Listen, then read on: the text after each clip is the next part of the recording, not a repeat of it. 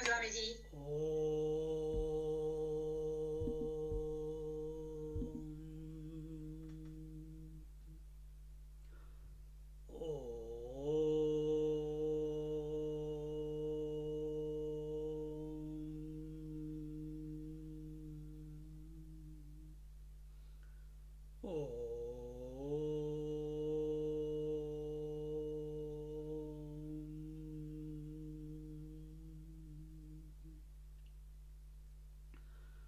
गुरुर्ब्रह्मा गुरुर्विष्णुः गुरुर्देवो महेश्वरः गुरुः साक्षात् परं ब्रह्म तस्मै श्रीगुरवे नमः।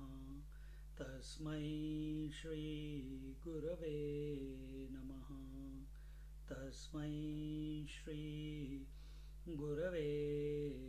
नमः।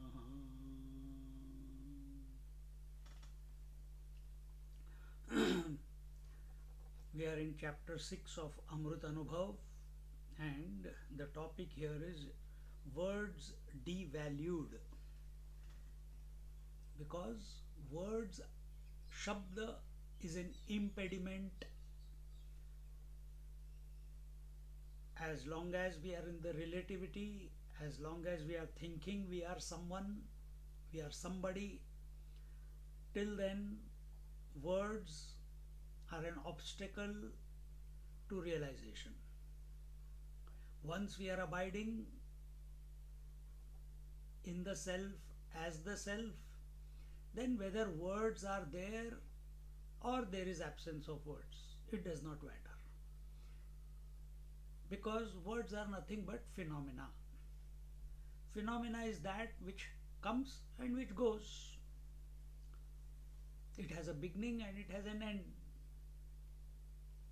Phenomena is that which is ephemeral, which is temporary. You are not temporary. Mind is temporary, thoughts are temporary, emotions are temporary, body is temporary, experiences are temporary, and all these things we know it by way of shabda or words. So all this is temporary stuff, not worth a thought. Not worth a thought. Therefore, in the fifth chapter, Sant Jnaneshwara dealt with the limitation of the use of the term Satchidananda in defining the truth. It was shown that the word Sat is not meant to describe the truth but to deny Asat. Chit is not meant to indicate the truth but to deny Achit. And so also Ananda is used to indicate that truth which is other than Dukkham. In today's meditation, I gave a it automatically happened how the chapters are linked together and how we are reaching this Shabda Khandana. So listen to the meditation. In the end, it's meditation. In the beginning, it was the process of from Shiva Shakti Samavesh to Guru Stav, the Guru, remembering the Guru, then the, the chanting of the Vaikhari Madhyama Pashyanti Para, that was the third chapter. Fourth chapter was what is the difference between knowledge and ignorance. And the fifth chapter was uh, Satchidananda Padatrai Vivarna, meaning that these three words, Satchidanand, are not are not the truth. They are not the adjectives of truth, but they are only in our mind to counteract the Asat, Achit, and Dukkham. And this is the natural progression. You cannot devalue the words without, and I'm not talking about the worldly words, we are talking about, we are so identified with the infinite reality or the Lord as Satchidananda Swarup, or the Self, Satchidananda Swarup, Nitya Shuddha Buddha Mukta Swarup, and ha ha hu hu, So until unless we don't understand the position of the words Satchidananda, till then we will not be able to devalue the word as such, any word for that matter.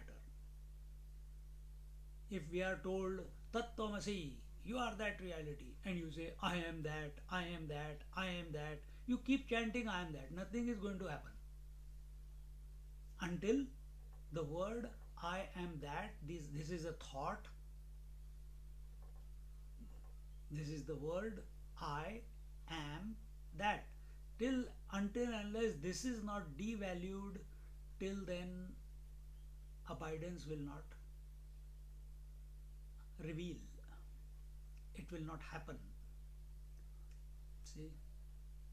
So what did we do in the previous chapter? In the previous chapter, we devalued a sat by thinking of sat. We devalued a chit by thinking of chit. We devalued misery and sorrow by contemplating on Anand. See?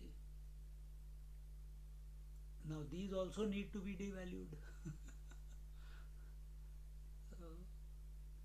When this is achieved, then the relative relationships of Sat Asat, Chit Achit, Ananda Dukkham are transcended by dropping these words. How long do you think of sleep thought? Till the world is counteracted by the thought of sleep. And when the thoughts of the world are no longer an impediment, an obstruction, they are not erupting in our mind, then the thought of sleep also is not required. It automatically drops away and you glide into sleep. So, when this is achieved, then the relative relationship, Sat or Asat, Chit or Achit, or Anand and Dukkham, similarly sleep and thoughts of the world. The sleep thought is in duality, is in relationship with thoughts of the world. The one word for these three relative aspects together is Atma. So again, where is the word Atma? Atma is the word is in our mind. So does the word Atma reveal the Atma, or because what Atma represents is the ever-present reality because of which the mind is functioning, and in this mind the word Atma is erupting, coming. The one word for these three relative aspects together is Atma. There again, this Atma refers to the relative existence of Atma, Anatma. Again, when we do Vivek, what is Vivek? Last chapter we saw it was Sat, Asat, Chit, Achit, and so on. But when we studied Vivek Chudamani, what was the Viveka? Between Sat and Atma and Anatma, reality and non-reality, between permanent and impermanent, changeless and changing. Again, words.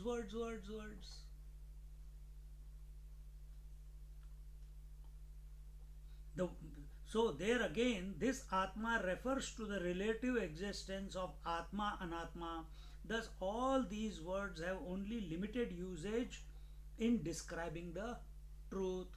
They can describe, they can indicate, they can make you, you can have some intellectual conviction about it.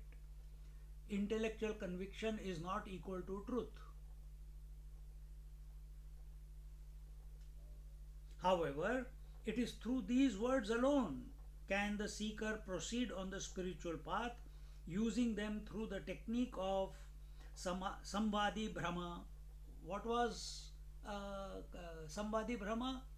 Correct delusion. We saw that in the last chapter. to realize the pure self. It is these words that remind one of one's own essential nature, but then again, who will be reminded and of what? So, yes, and that's why we keep repeating this again and again, that as long as we think we are somebody, someone, till then words are required. When this identity about ourselves, which is limited, is being replaced by another idea. How do you know you are the body? Again, body is a thought in the mind. I was born is a thought in a mind. I'm going to die is a thought in our mind. I'm growing is a thought in a mind. I'm breathing is a thought in a mind. I'm an intelligent or a fool is a thought in a mind. Same way, I am Atma is also a thought in the mind, and it is used to counteract the all other limited thoughts. So what is this Atma thought? It indicates the infinite. What is I am the body thought? Indeed, it indicates the finite. That I am the body thought indicates the finite. So in this way, and we know normally we don't think this way. so we have to, when we are on the spiritual path, then we have to think differently, because if we keep thinking how we have been thinking, we'll keep getting what we have been getting. So a different approach has to be inaugurated in our mind, a new angle of approach, new understanding,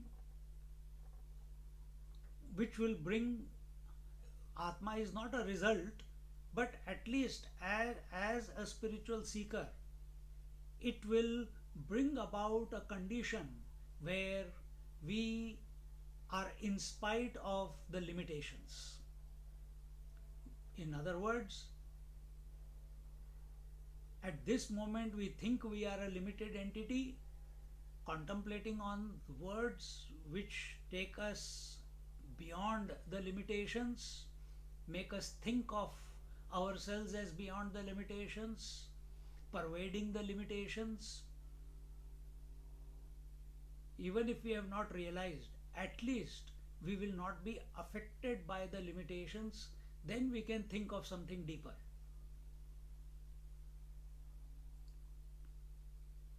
So how can one forget one's, where are we? But then again, who will be reminded of what?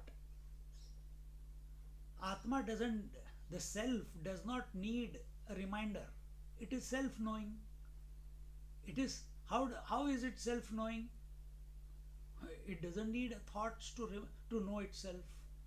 It doesn't need an experience to have experience of itself. It doesn't need light to reveal itself to itself.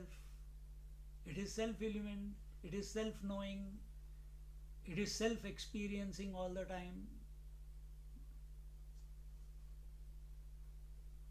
We can't even use the word all the time, because time is sequence.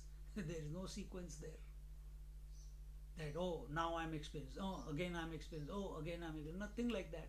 It is a continuous. Just as space is experiencing itself all the time,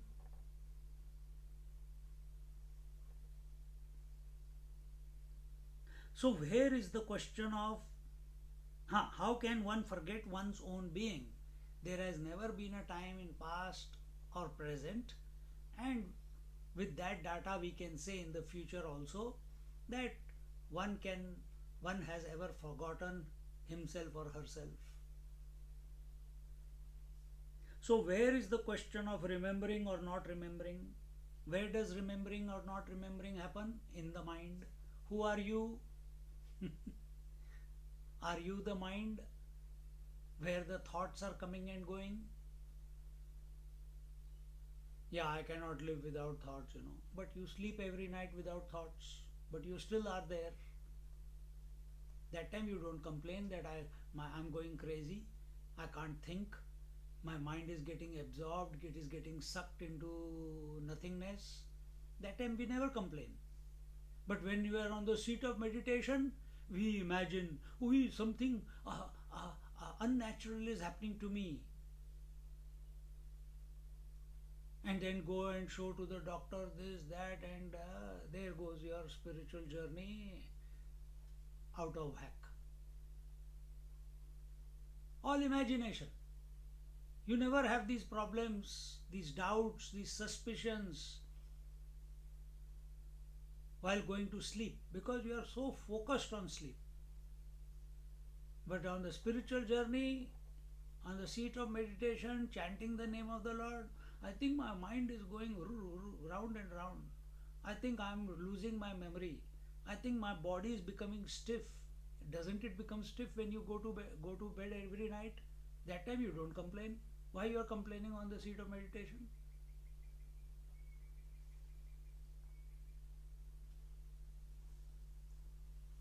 Your memory becomes less and less as you come closer to sleep. That time you don't complain. Why on the seat of meditation or when you are on the Vaikhari Madhyama Pashyanti Para?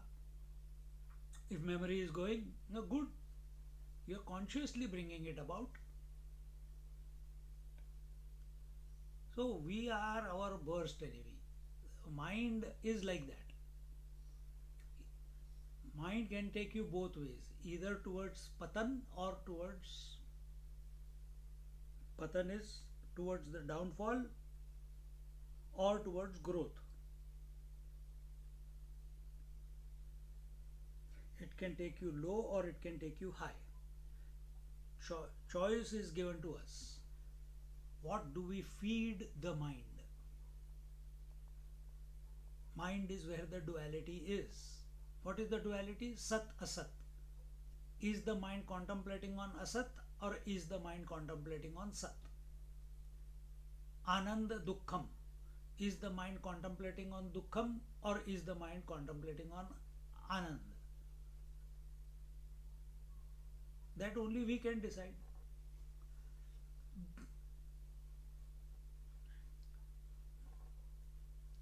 So, as regards the self, as regards the Atma, we don't need a thought.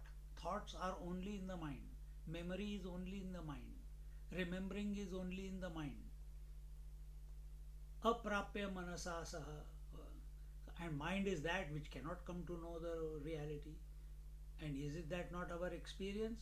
We know the mind which was waking, we know the mind which was dreaming, we know the mind which had gone to sleep. But we continue to be.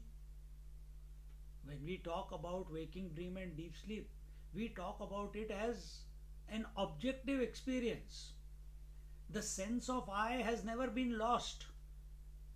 The experience of waking body and the waking world, dream body and the dream world, and the absence of both, all this is taking place at the mind level. But your sense of being has never become less or more. It has always been constant in spite of these three coming and going every day. See? But so we are back again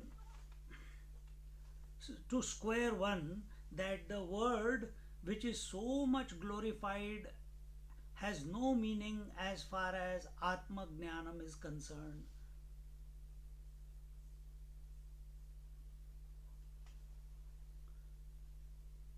Words are important to reveal the truth.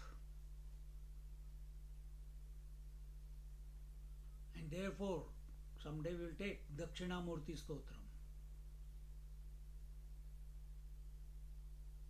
Therefore now, next weekend, Ramana Gita. Who is Ramana? Sage Ramana. Aware abiding in that silence. Didn't feel the necessity to use words to communicate, to make people understand. Silence makes everyone understand. They become available to themselves. If we invoke that silence, within us, initially that silence is a mental silence, which is in opposition to the thoughts. And if we understand Jnaneshwar Maharaj properly, then we'll come to that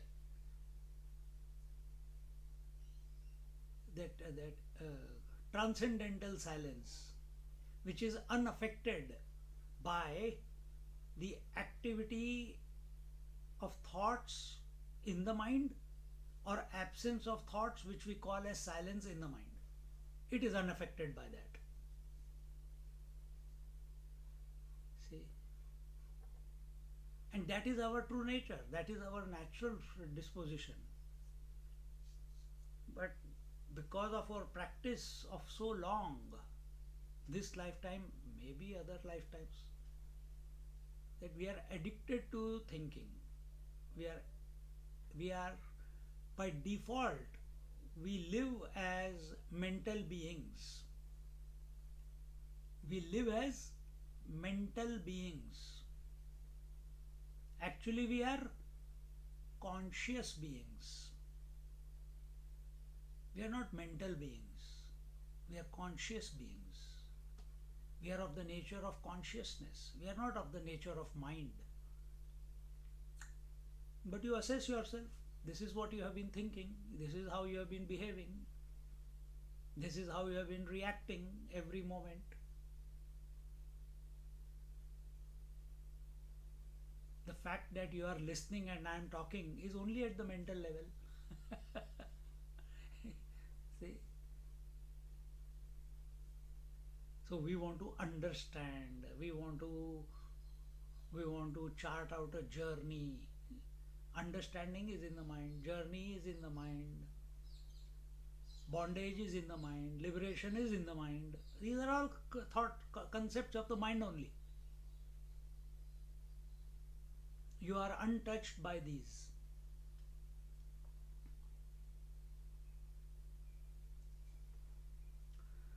In the 6th chapter, Jnaneshwar Maharaj explains the importance of the word in the field of self-realization. The imaginary worth of the word is thus devalued. The imaginary worth,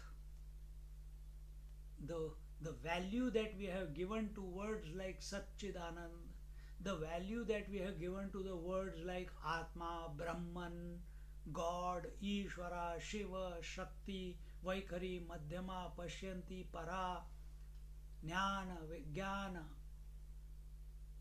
realization, liberation, Viveka, Vairagya. Understand, wherever there is a thought, wherever there is a word cannot express without a thought. Word cannot express without a thought. And thought cannot express without a mind.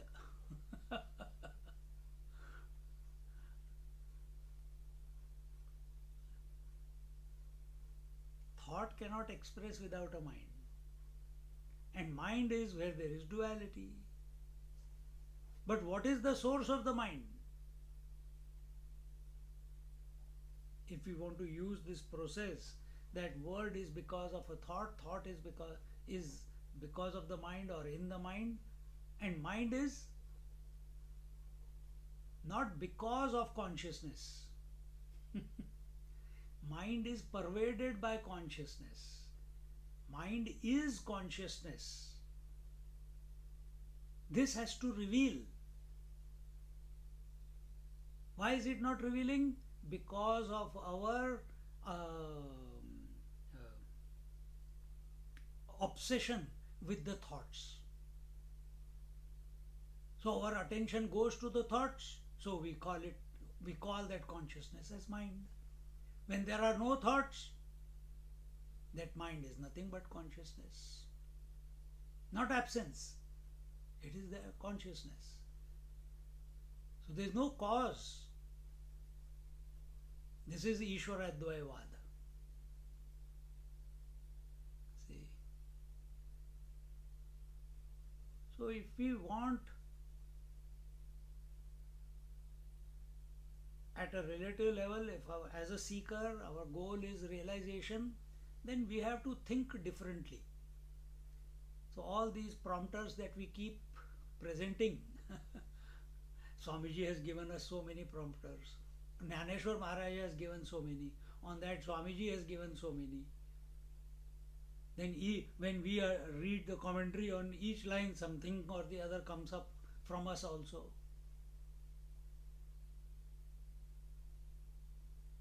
So these are just prompters. Hopefully one day it will click to the mind.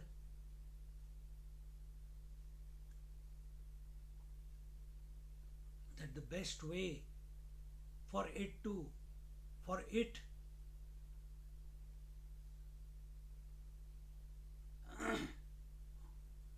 well, I shouldn't say the mind, the best way for the I is to remain silent, not be identified with anything.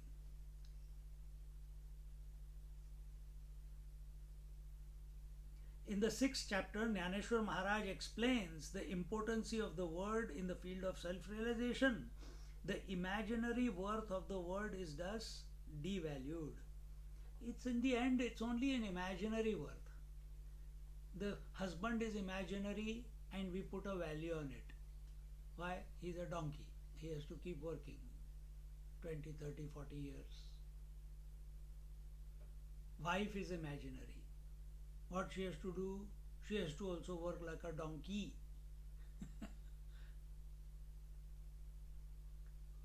Work, cook, clean, produce.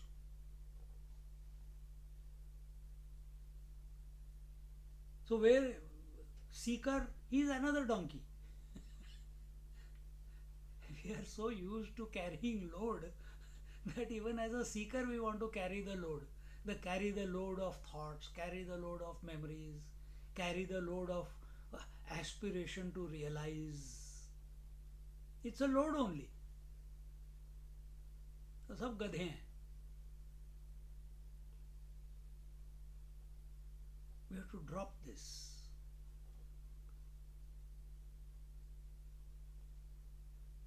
So where is this seeker? Where is the husband? Where is the wife? Where is the father? Where is the son? They are only, what is the word? Virtual. They are not real. They are only virtual. And these virtual are carrying the load.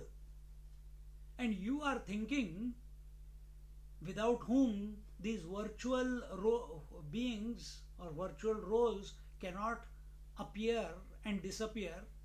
You are thinking you are those virtuals and thus carrying the load of each of those virtual. How stupid!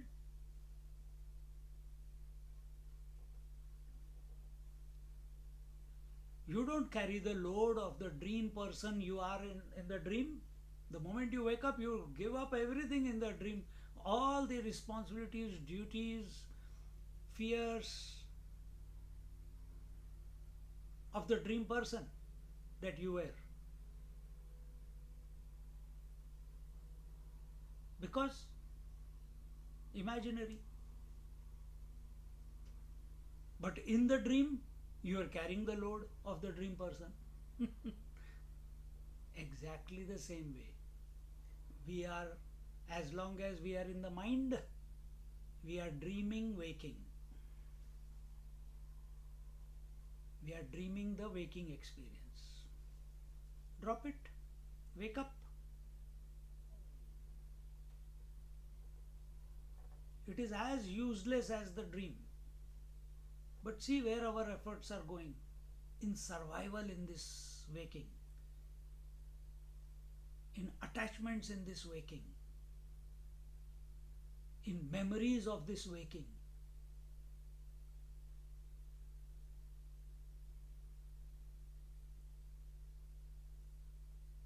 What more can we say?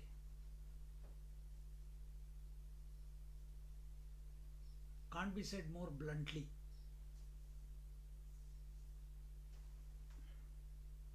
बापू उपेगी वस्तु शब्दु जियाधरा सधर Nadu अमूर्ताचा विषदू arisa नभे. The word is indeed very useful because of its support. The sound could be caught up in meaning. This word has become a mirror for the reflection of the formless self. Hmm? The word is indeed very useful. Yes, it is useful. Just because a thing is useful doesn't mean that you have to get attached to it. Just because the cow dung is useful, you don't get attached to cow dung. You dry it, burn it, cook on it, and then don't cry over it.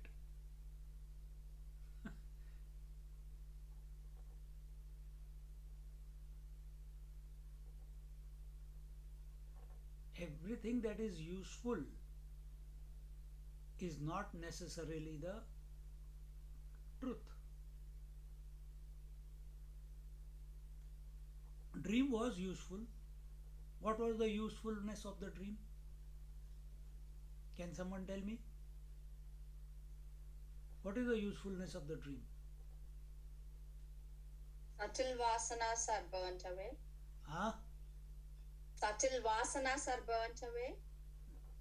Okay. Anyone else? The word and the object both are in the mind, Swamiji. No. What is the usefulness of the dream? That's my question. Where are you going?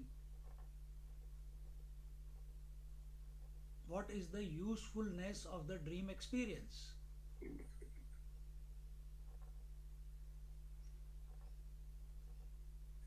What is dream? You can't answer that question till you understand what is dream, which I told you many times before. Tell Renuka. Just to remind us, this is a dream, Swamiji. When you wake up. Good, nicely put. Dream is necessary. The usefulness of the dream is to show us that this waking is also a dream. Very nicely put.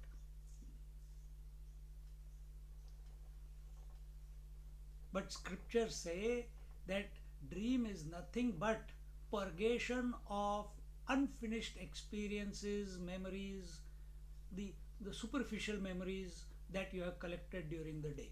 That's all it is.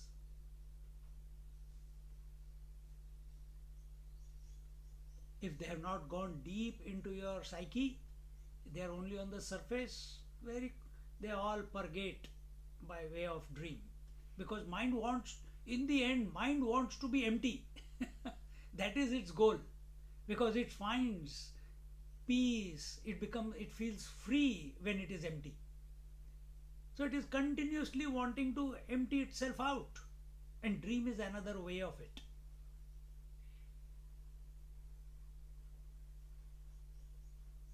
Who are you? I'm going away from the topic a little bit. Who are you? Why you have got this body? Why you have? Because of my past karmas.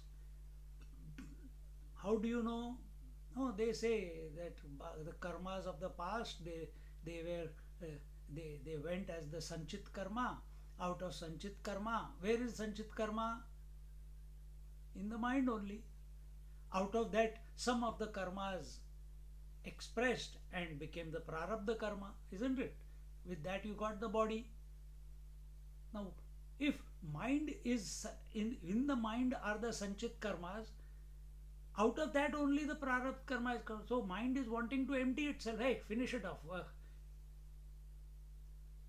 So for the dreamer, that particular dream experience was his prarabdha.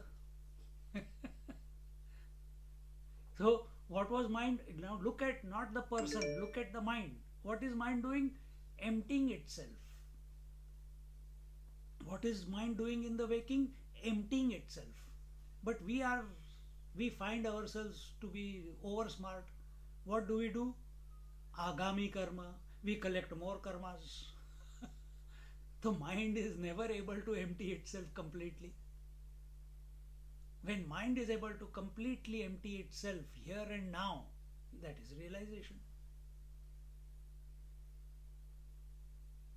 Until that does not happen, till the last thought is there, next birth is waiting.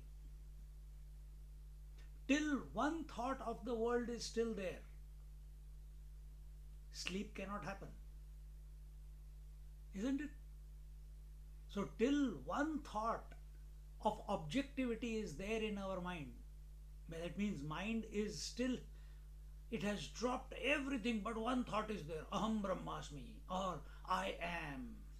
Till then it will not realize.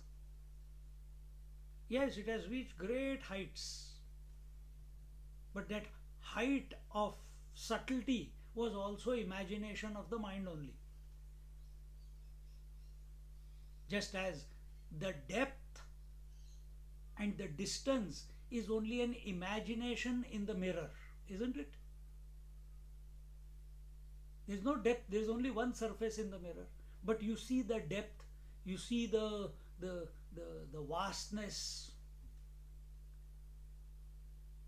in the reflection in the mirror. Where is it? It seems to be there, but it's nowhere, because there's only the screen, the surface of the mirror. Exactly the same way. Exactly the same way.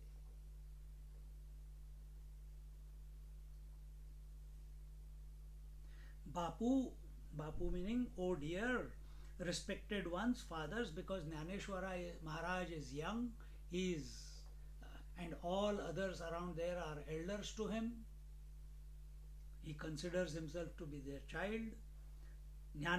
Fathers, Jnaneshwara was a mere lad in his teens when he expounded the Amrit Anubhav to an audience of grown-ups who were old enough to be his fathers.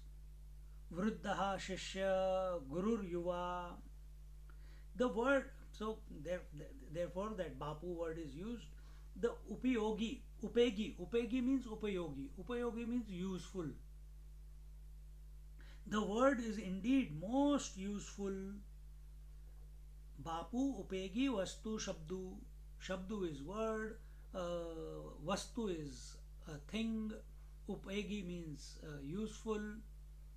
Yes, the word is indeed most useful.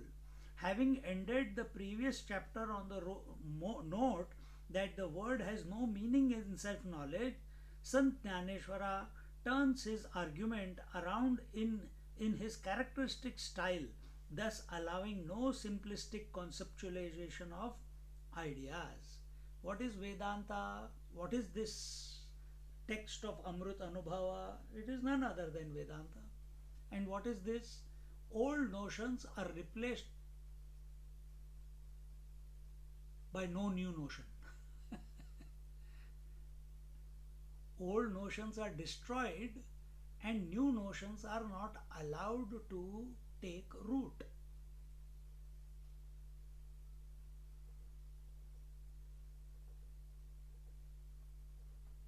So when I say that Sanchit karma was in your mind, one notion you have, Prarabdha karma comes out of such Sanchit karma. Those karmas which are expressing are called Prarabdha karma. Another concept of, not of you, of the mind. What is the third thing I said? Mind is always wanting to empty itself, because that's where he finds peace and tranquility.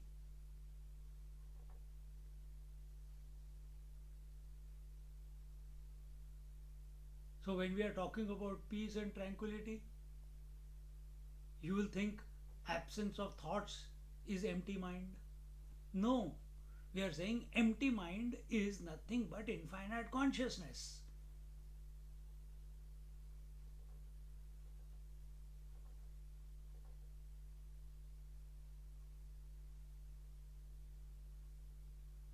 Now again you will be thinking, don't think.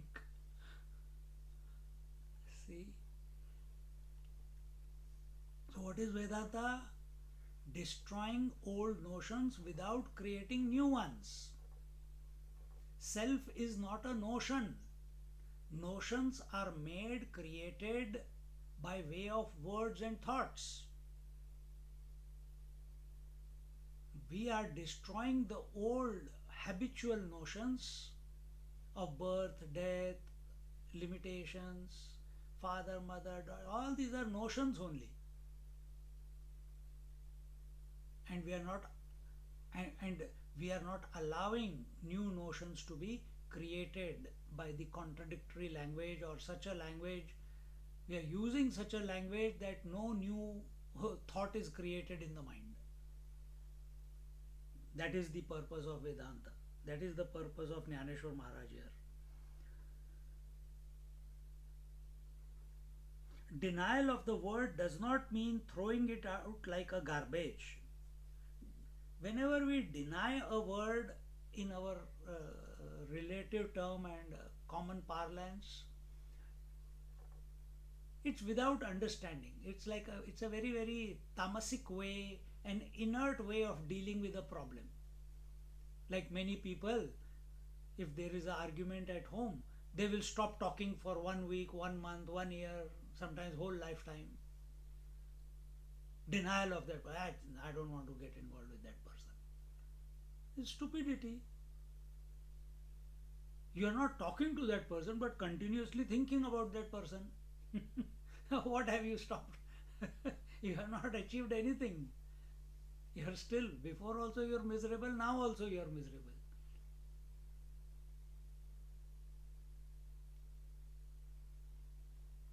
Denial of the word does not mean throwing it out like garbage. You can't force it out. You can't force the words out of your mind. How? Do pranayam, it will go out. Go to sleep, it will go out. Take some drugs, it will go out. Drink alcohol, it will go out. Go to sleep, it will go out. Only to come back again. This is the shortcoming of throwing it out by artificial means.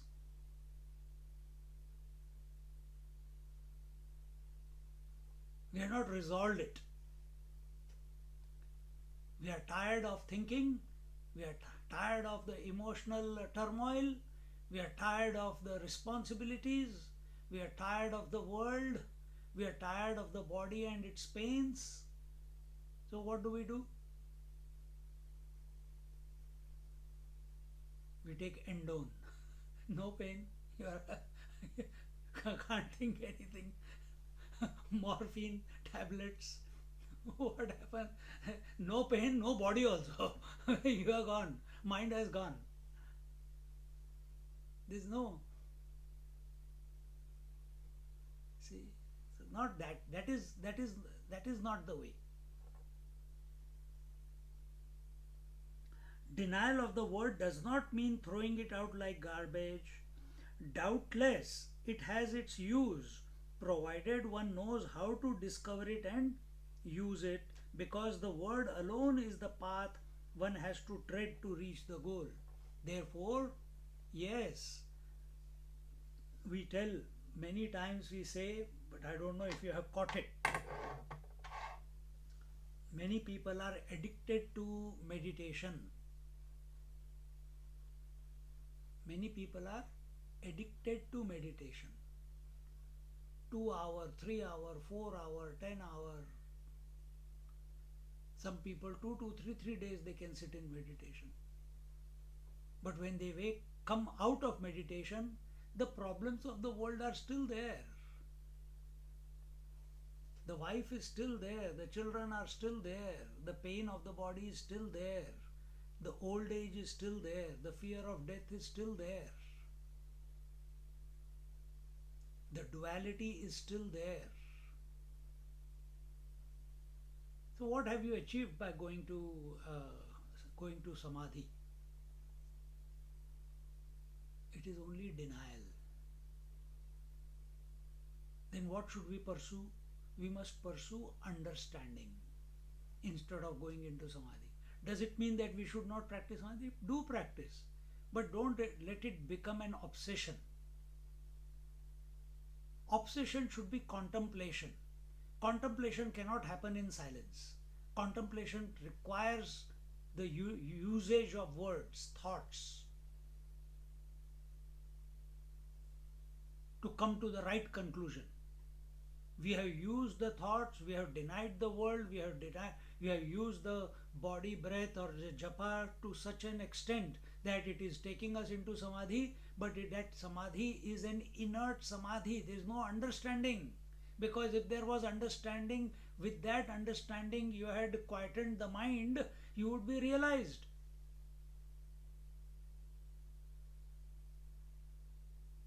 Mind without thoughts is pure consciousness.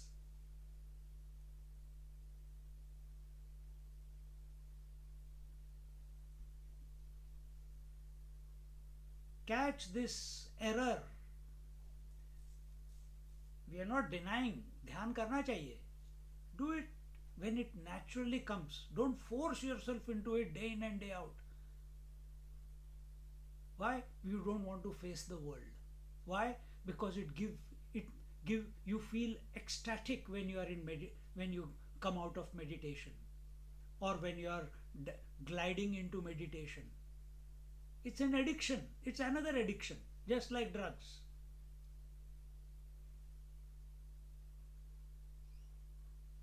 But Gita also says dhyayato vishaya. The whole 6th chapter was given for meditation, and it was told we must meditate. The chapter itself is titled Dhyana Yoga. But my dear friends, Lord Krishna, after chapter 6, gave another 12 chapters. Who is going to read that? Who is going to, after meditation was after Karma Yoga. After meditation, the chapter was about expanding your mind. Then giving up that expanded mind also to realize, through words, to realize and come to your essential nature. You cannot contemplate with an empty mind and knowledge, because in empty mind there is no change. Knowledge cannot take place in an empty mind in the relative sense, because your understanding of empty mind is only inert mind. Our understanding of empty mind is, I don't want to think. Our understanding of empty mind is, it's a good escape from all things that are disturbing me in the waking and the dream. Our understanding of empty mind is, I want to be in meditation because it gives me ecstasy and fantastic experience. I feel blissful. What is our connotation of empty mind? Have we ever thought, contemplated that empty mind is nothing but pure consciousness? Just as sitting here when we are talking, wave is nothing but infinite waters. Can you conclusively or convincingly remind yourself that empty mind is nothing but the self, the infinite consciousness? Have we ever said that to ourselves?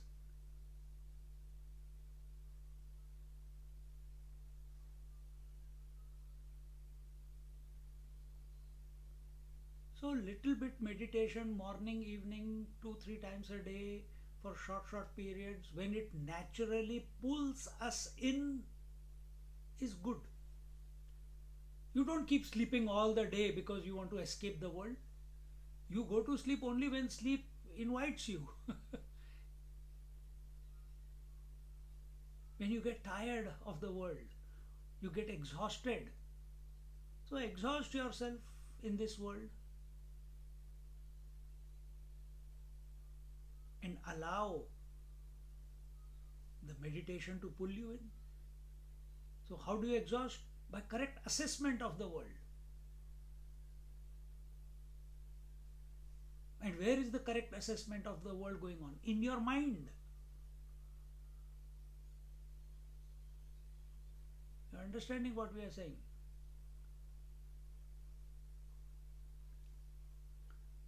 Doubtless it has its use, provided one knows how to discover it and use it. What is useful? Mind is useful The words in the mind are useful, but we must know how to use those words to help us discover our essential nature. If you just go into samadhi and come out, their next birth is waiting for you. Is that your goal? You have come to the threshold of the truth. You have learned how to pacify your mind. Now use that quiet mind for something great. But instead, we have made that empty mind into an addiction. This is exactly what it is. Meditation without realizing is only an addictive repetition.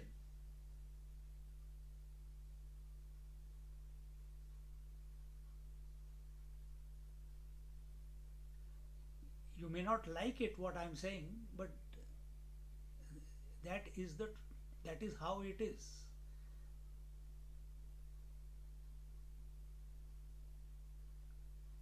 Satsang is a place where facts are put in front of you.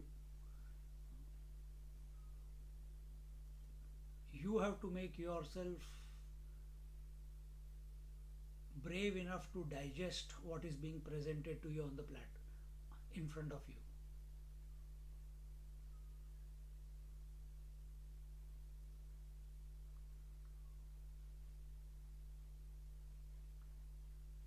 Because the word alone is the path one has to tread to reach the goal.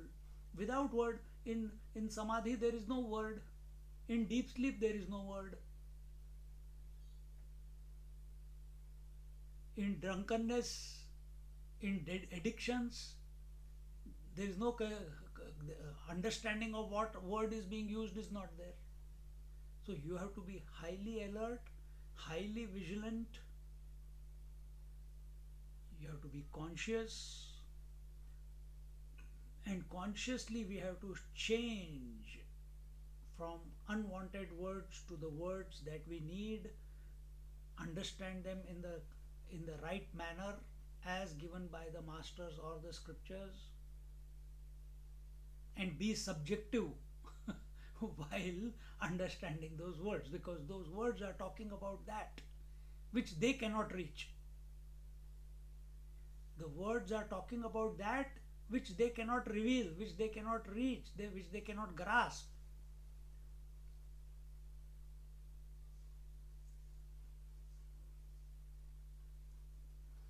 Because it is only through the support of the word can the sound be caught in the form of meaning. It is only through the support of the word can the sound be caught in the form of meaning. If I remain silent, can you hear the lecture? If I keep my mouth shut, can you hear the lecture? No.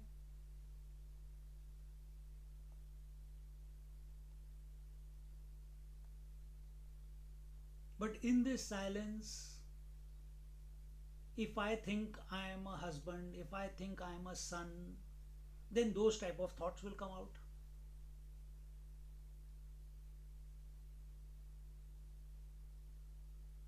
In this silence, right now, the thoughts of the scriptures are coming out. So they have gone deep inside. I cannot communicate. I cannot communicate with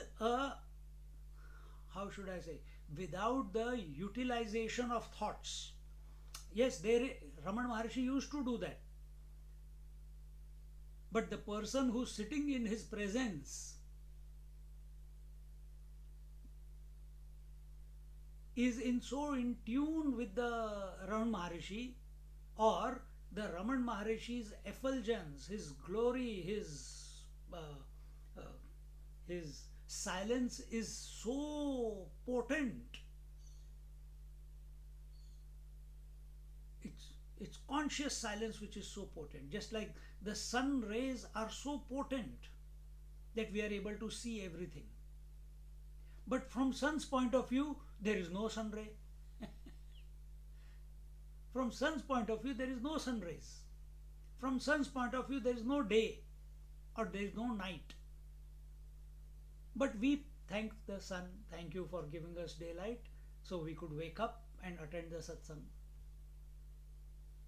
But from sun's point of view, there is no sun rays, there is no daylight. So from Ramana Maharishi point of view, from the realized master's point of view, there is no knowledge or ignorance. He is abiding in himself. So when I am talking about Ramana Maharishi, it is not the mental silence we are talking about. He is abiding in his essential nature. That is this transcendental silence, which is unopposed to the manifestation of the mind or unmanifestation of the mind. And in such a master, in the presence of such a master, the seekers got benefited. The communication came from the infinite because he is abiding in the infinite as the infinite. How did it appear in the seeker? How did that silence appear in the seeker? By way of thoughts, by way of correct conclusions.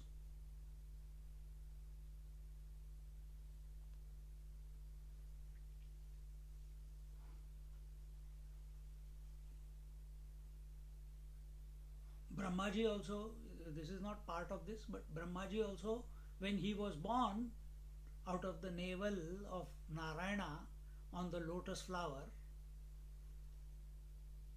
there was nothing. Only he was. And he contemplated, looked around, nothing. He contemplated on the silence.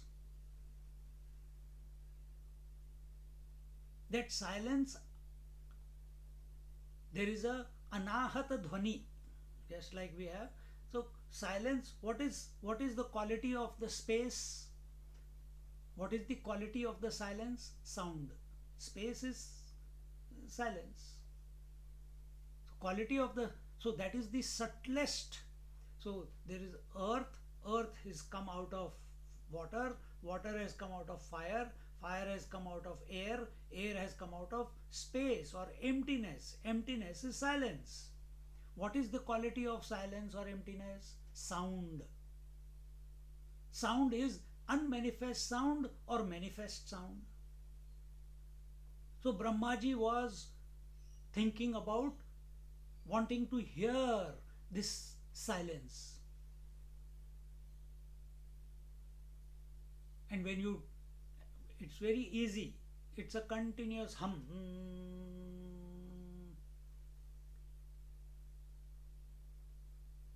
That same sound is going on between your two ears also, if you become available to it. And when Brahmaji remained focused on it, became available to it, then eventually that unmanifest sound became manifest. What was the sound that became manifest? Om. So that unmanifest sound of silence, when it becomes manifest, the first manifestation is Om.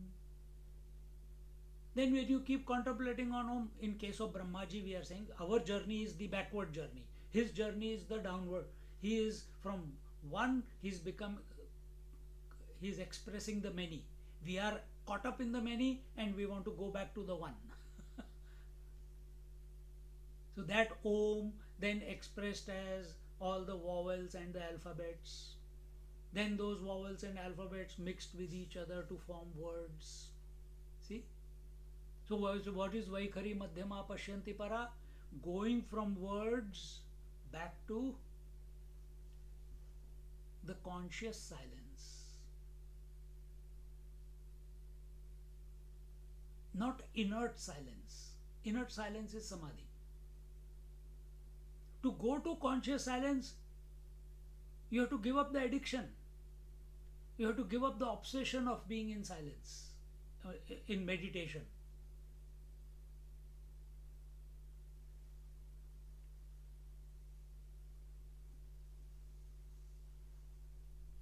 See, our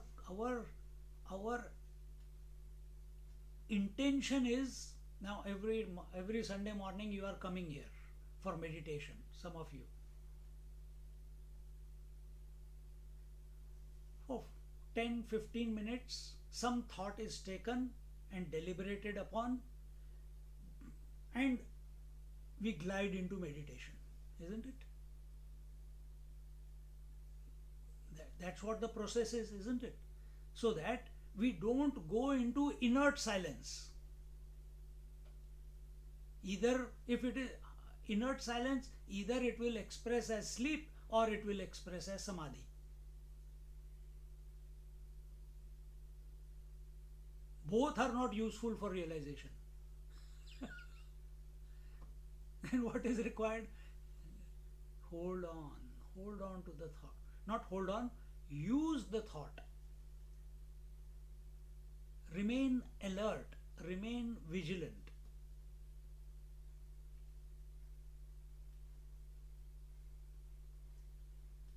The fact that we went into samadhi and came out and we find our body and the world still there, which means the concluding thought before we went into samadhi was not of the self. And if it was of the self, no problem, but your understanding of the self was limited.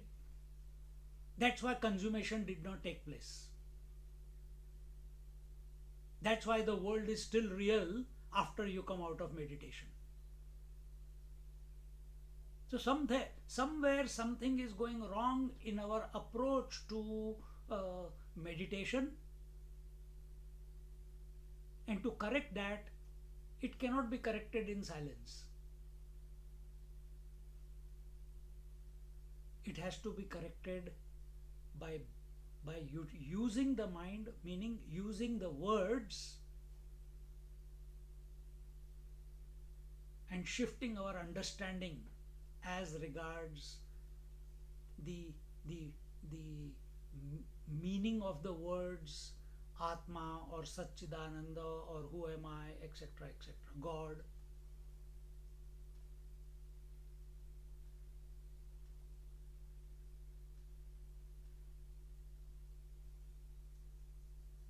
You cannot bring transformation just by silence. You need words. You need to utilize words. Because we are addicted to doing, so we want to do meditation. Instead of doing meditation, do words with understanding and allow that understanding to pull you into meditation rather than wanting meditation. You understand what we are saying?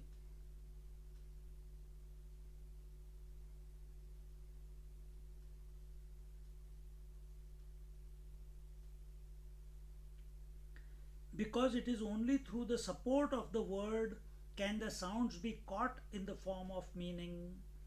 When the sound is caught and held by the word, then the word acquires status and importance. Otherwise, uncomprehended sound is only noise. It means nothing. It means nothing.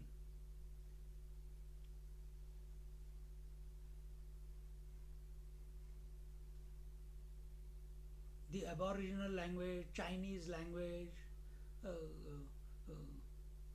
it has got no meaning because, yes, they are speaking, but for me it's only noise. There is no comprehension of what they are saying.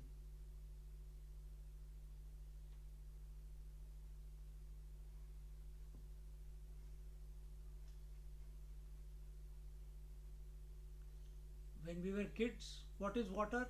Water means water. Another word for water, pani.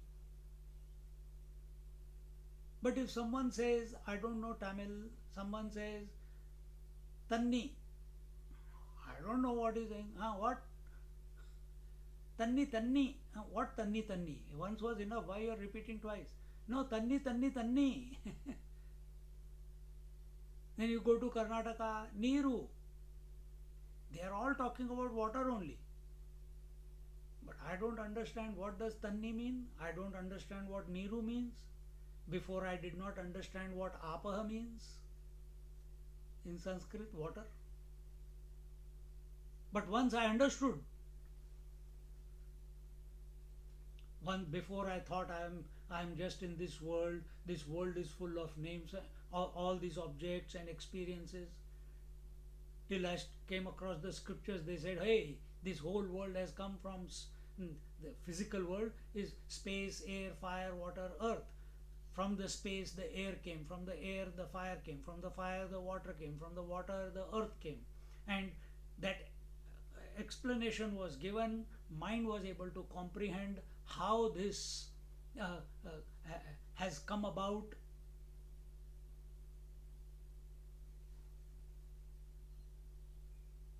Now our understanding of the world is different. Yes, we live in the same world, it's still all the objects. But when a shove comes to a push, immediately go back to the basics. Hey, all this has come from nothing. Space.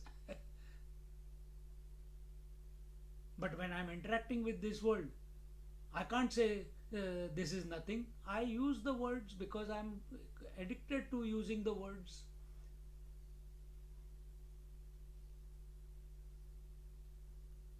If a husband and wife are together, oh, you are nothing and you are nothing. ऐसे थोड़ा ना होता है.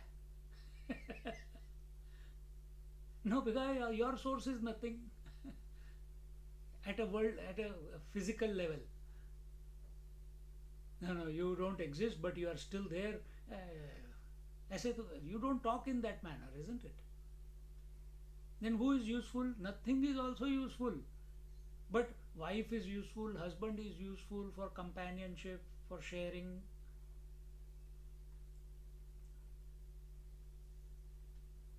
So similarly, words are useful for correct understanding. Gold is useful not as gold. Gold is useful as an ornament. Water is useful not as water. Water is useful as a wave. Then you can play in the water.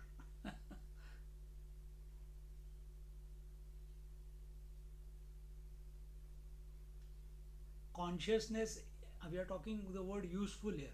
Consciousness is useful as mind. Mind is useful as words. Words are useful only when we attribute a meaning to them. So till I did not know the meaning of Neeru, Tanni, Apaha, till then it was just noise for me. I don't know what they are talking. When I learned French, it was having no meaning. I heard it on TV, this, that. But when I did the course in French, then suddenly the words started having meaning for me.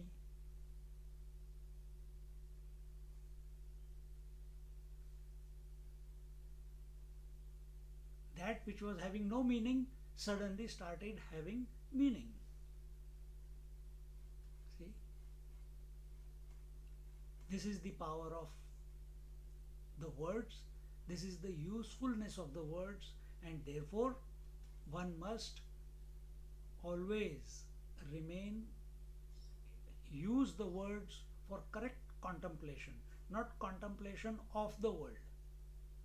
Use the words to contemplate according to the scriptures in a subjective manner, so that no new word is created. It must lead to its own consummation. The word sleep does not create a new word, because it gets consumed in what its meaning is, isn't it?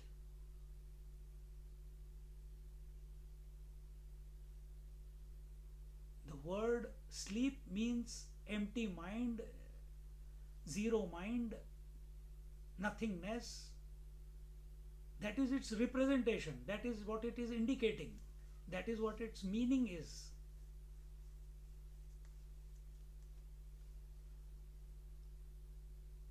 You used it to counteract all the thoughts of the day. But when there was nothing to counteract and you knew the meaning of the word sleep, that's why you were pursuing it, that's why you are thinking it, that's why you are looking forward to it.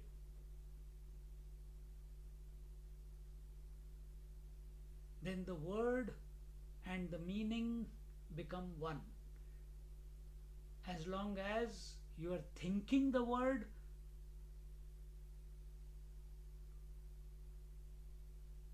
the word and meaning had not become one.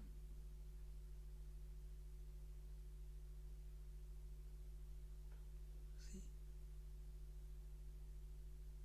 So when we say Ram, the Ram word and the Ram, the ideal, they are one and the same. But we haven't understood what word Ram means. We haven't understood the ideal. Why? We are objective in our approach. We are not subjective in our approach.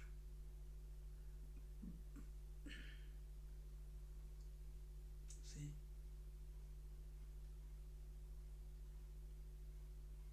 When the sound is caught and held by the word, then the word acquires status and importance.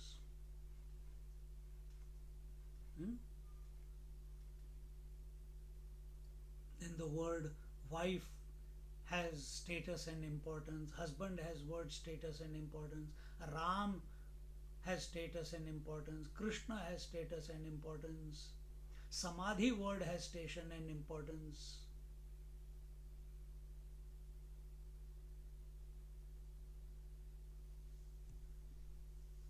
Aham Brahmasmi has its status and importance. The more importance you have for it, more you will pursue it.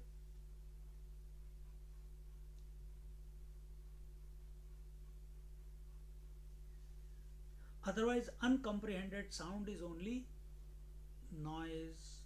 The word becomes valuable because it gives meaning to sound. Without sound, there is no meaning. There has to be a sound to have a meaning. It is a rare mirror which is able to reflect even that which has no form. An ordinary mirror can reflect only a specific object. It cannot reflect space. You understand what they are saying? An ordinary mirror can only reflect form. It cannot reflect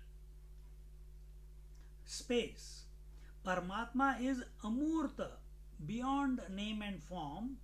It is the greatest of the world. It is the greatness of the world that the Paramatma can be reflected through it.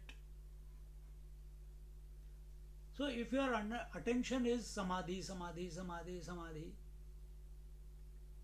Samadhi word has its own connotation.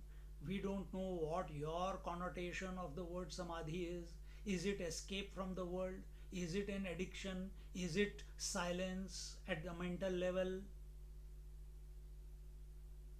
Is it a temporary experience? We don't know how your mind is functioning. But Samadhi means what?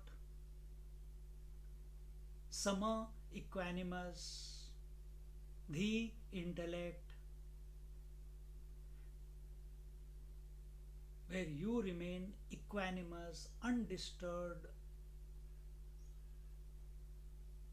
What is the job of Dhi, the intellect?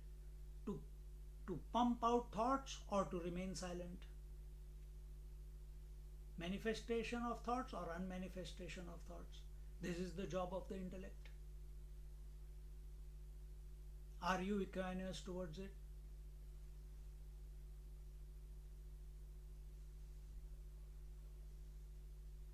Has it ever come to our mind that Oh, more than samadhi, I want sahaja samadhi. That means I don't want samadhi only when my eyes are closed and I'm sitting in one position. I want to be in samadhi even when whether I am on the seat of meditation or I am moving around out there in the world. All the time, my mind, I must be in samadhi. Have you ever even aspired for it? Have you ever even thought about it? Have we worked towards it?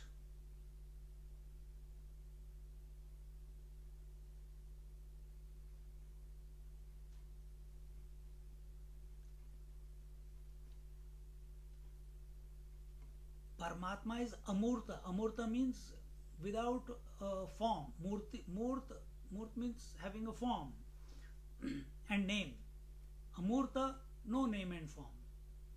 This we have, why we are saying, we have seen the previous chapter also. It is the greatness of the word that the Paramatma can be reflected through it. The greater the word,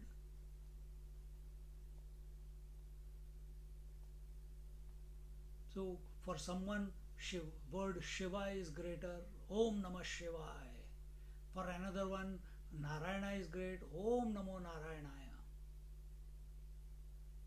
For another person, Ram is great, Om Shri Ram Jai Ram Jai Jai Ram. For Gajanan Maharaj, Ganpati was great, Om Gam Ganpataye Namaha. What is great for you? My husbandaya namaha, my wifeaya namaha, is it? Or my childrenaya namaha, my grandchildrenaya namaha.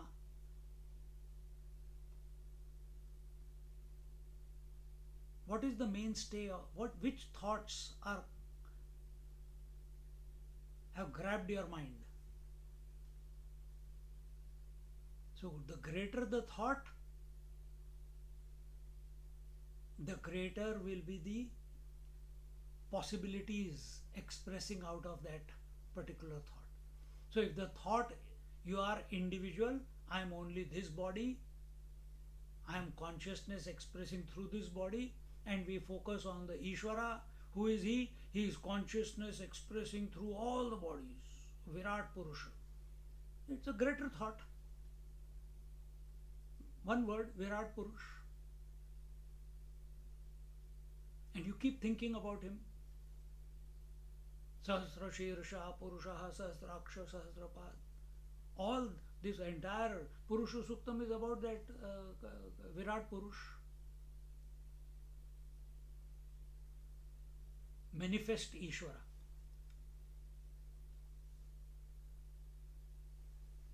And if you keep thinking of him with great respect, reverence, surrender, devotion, bhakti,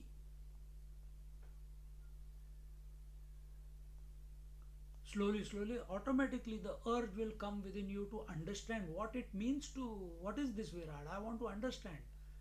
Oh, it is that consciousness which is behind every eye, nose, behind every ear, behind every limb, behind every mind.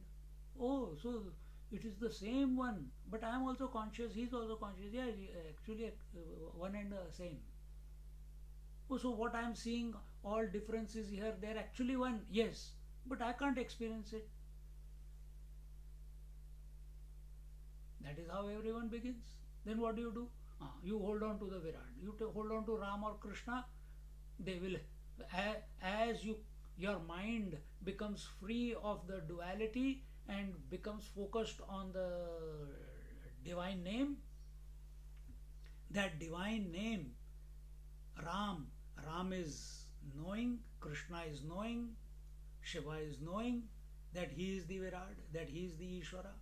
So that will through that name, because you are chanting that name again and again and again, you are listening to satsang, giving an attempt to understanding what it means to be an Ishvara. What does it mean to be Sahasra Shirsha Purusha? And you are subjective in your approach. that Shiva is in my heart, that Ram is in my heart, that Krishna is in my heart, that consciousness which is Ram, Krishna, Shiva is none other than this consciousness. Wow, okay? Then why am I not having? You bhav, you cry out for that. Give me that vision. The more you call out, the more it will manifest. And one day the individuality gives way, it melts away, and in its place the Lord expresses. Such people are called saints and sages. This is the power of the word. This is not the power of samadhi. This is the power of the word. This is not the power of empty mind. Inert silence is not what we are talking about.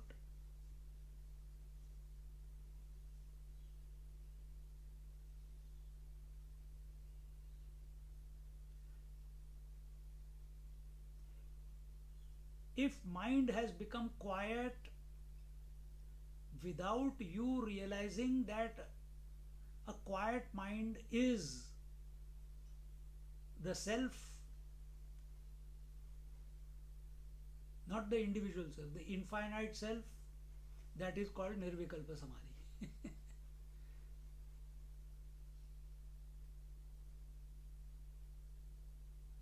So we don't want to go into Nirvikalpa Samadhi. Remain with thoughts. Remain contemplative.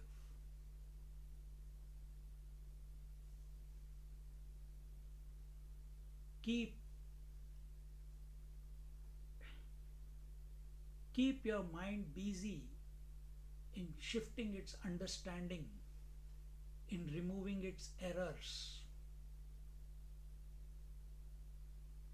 Remain in Shravanam and Mananam.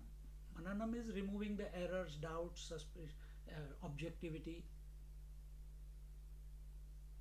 When it is removed, automatically contemplation begins. You cannot begin contemplation and then do Shravanam. No. Shravanam and reflection, Mananam, is what we can do. You cannot do Mananam in silence, in Samadhi. So with Mananam, you come to correct assessment of yourself through words. And that allows you to glide into contemplation or nididhyasana or meditation, whichever way you put it. But with correct assessment, not out of escaping the world, not out of enough of this, not out of addiction to meditation. So here he says, it is the greatness of the word that the Paramatma can be reflected through it. Is it not wonderful that the word like mirror can explain that Paramatma Vastu which cannot be reflected? Is it not great? The mirror can reflect space. And what is space? Nothing.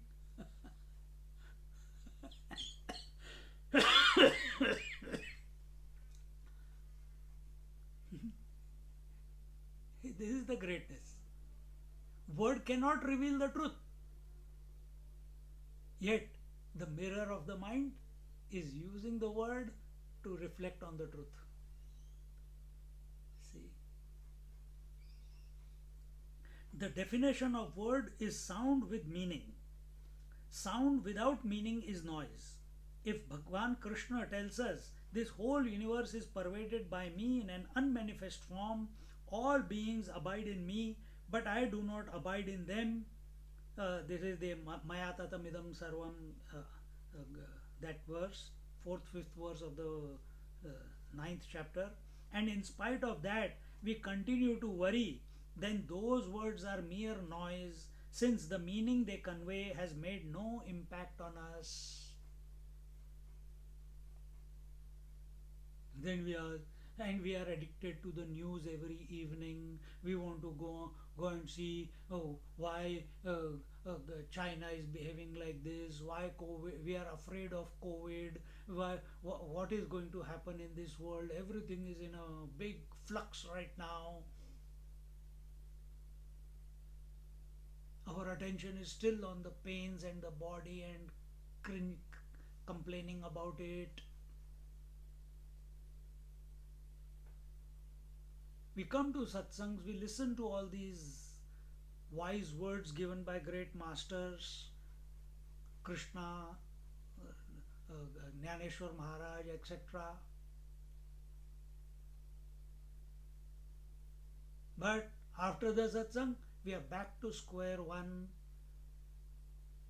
What's for breakfast?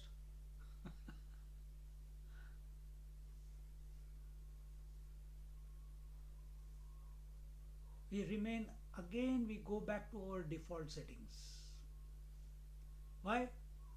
The contemplation has not gone deep.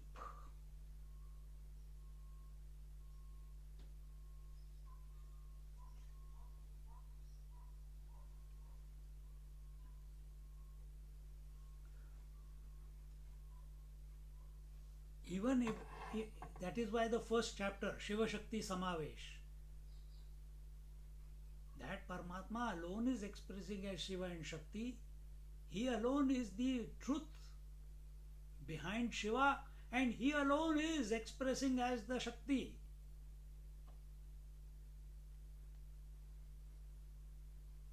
Oh wow, wonderful. What wonderful? What did you understand?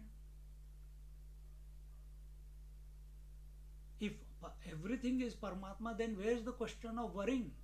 Then where is the question of fear? Then where is the question of ignorance? Then where is the question of rebirth? Then where is the question of relationships? Where is the question of birth and death? If everything is that Paramatma. So we use the word Paramatma in a very loose sense, not with its true connotation. We use the word consciousness in a loose way, not in its true sense. Maybe some people may be afraid to delve into it because, then how will I live afterwards? That is their stupid idea after that. That's why they don't want to. Because they are afraid to give up what they are holding on right now.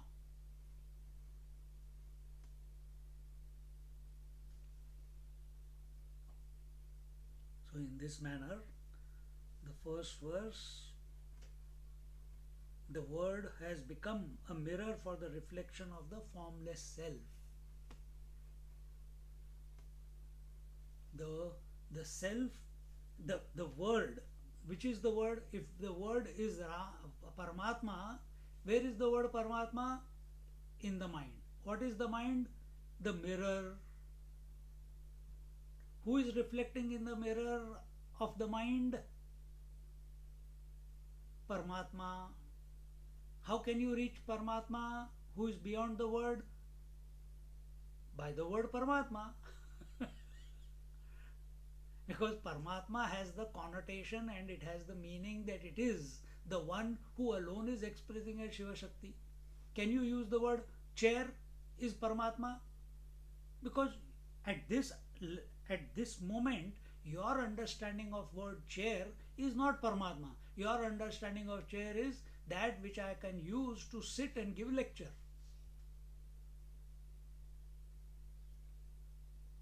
So your transformation in understanding has to take place till you realize everything is Paramatma. There is nothing other than Paramatma. How will you get there?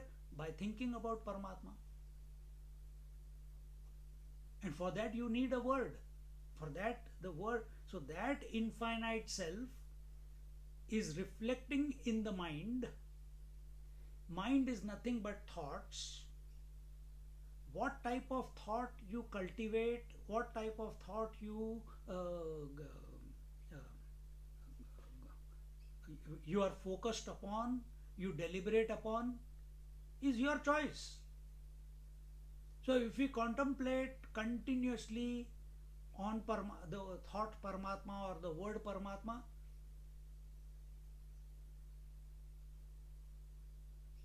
the word self, the word Ram, the word Krishna, then whatever that word is representing, that will start slow. The closer we are with that word, how do you get close to the word? Vaikhari Madhyama Pashyanti Para, with understanding. Then whatever that word is denoting or connoting, that ideal, that whatever it's representing, that will start revealing itself. This is the technology. This is how we allow, as a seeker, this is how we allow the Paramatma, who's beyond the mind, to become accessible through the mind by way of the world. Because he is everywhere. You have to use the correct words to click into him. Just like you take a plug, I have plugged the computer wire into the socket. So words are the plug. To plug, depending, each word has its own meaning. I can't plug the phone socket, phone plug, and expect the computer to be charged. It's not going to happen. I need the computer plug in order to charge the computer. Similarly, if I want the reality, if I want to be the Paramatma, then I have to plug with the right plug. I have to plug in with the right into the right socket with the right plug, and that is the word Paramatma, or that is the word Shiva, and so on. Om Purnamada Purnamidam Purnat Purnamudachyate Purnasya Purnamadaya Purnamevavashishyate. Om Shanti Shanti Shanti. Harihi Om. Shri Gurubhyo Namaha. Harihi Om.